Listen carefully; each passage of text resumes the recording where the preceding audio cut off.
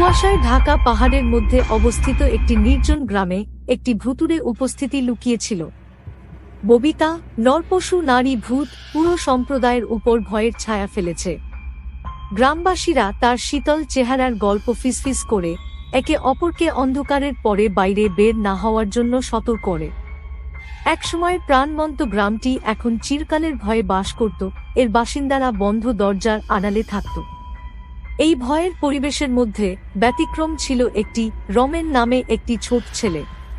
গ্রামবাসীদের অজানা রমেন ভয়ের কাছে নত না হয়ে আত্মাকে উপলব্ধি করার এক অনন্য ক্ষমতার অধিকারী ছিল। তার কৌতূহলী প্রকৃতি তাকে গ্রামটি অন্বেষণ করতে চালিত করে, রহস্য উদ্ঘাটন করে যা ভৌতিক সত্তাকে আবদ্ধ করে। ববিতার কিংবদন্তি ছড়িয়ে পড়লে রমেনের কৌতূহল বাড়তে থাকে।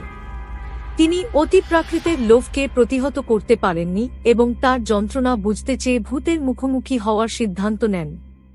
এক চাঁদনী রাতের শেষের দিকে তিনি গ্রামের কেন্দ্রস্থলে প্রবেশ করেন, যেখানে ববিতা উপস্থিত হওয়ার কথা বলা হয়েছিল। রমেন ভয়ঙ্কর নিস্তব্ধতার মধ্যে দাঁড়িয়ে থাকা অবস্থায় একটি শীতল বাতাস গাছের মধ্যে দিয়ে ফিসফিস করে। হঠাৎ তার সামনে একটি ক্ষীণ ভৌতিক চিত্র ফুটে উঠল, ভয়ঙ্কর ববিতা।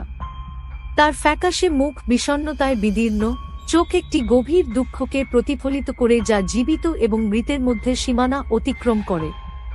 স্তব্ধ সুরে বলা গল্পের বিপরীতে ববিতা রমেনের সাথে নোংরামি করেনি।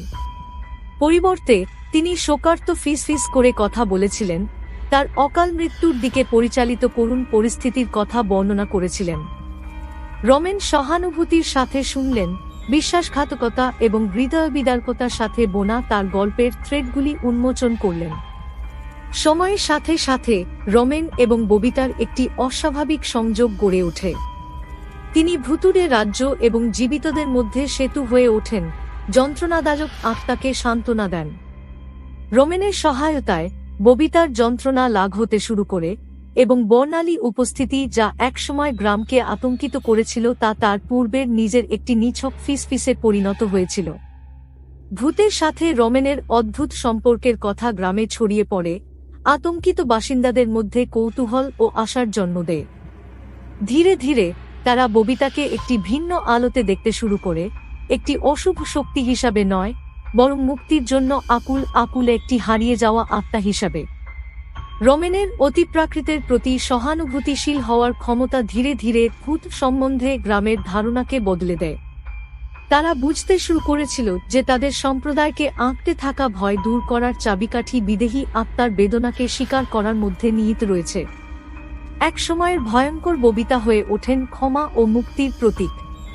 ঘটনাগুলির একটি আশ্চর্যজনক মোড়ের মধ্যে গ্রামবাসীরা রমেনের মমতায় অনুপ্রাণিত হয়ে ববিতার স্মৃতিকে সম্মান জানাতে আচার অনুষ্ঠান শুরু করে।